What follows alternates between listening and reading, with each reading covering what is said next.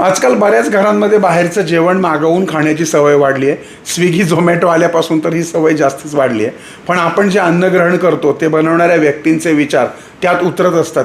त्यामुळं हॉटेलमधला शेफ कुठले विचार करतोय, चिडचिड करतोय का, अस्वच्छ आहे का, घाम त्याचा पडतोय का, त्याची मानसिक स्थिती खराब आहे का, आणि असं असेल तर निश्चितच त्याचे विचार त्या अन्नामध्ये उतरतात.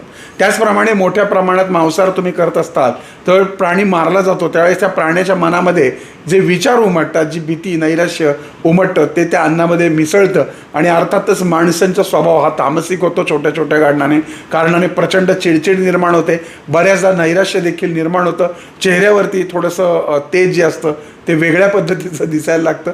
त्यामुळं मांसाहार करणाऱ्या मंडळींनी शक्यतो मांसाहार करूच नये, परंतु हॉटेलमधलं बाहेरचं खाणं ही बऱ्यापैकी कमी करावं. घरामध्ये देखील जो स्वयंपाक शिजवला जातो त्यामध्ये सुद्धा सात्विक विचारांची निर्मिती करण्यासाठी काहीतरी मंत्र जाप हा स्वयंपाक करताना जरूर लावावा.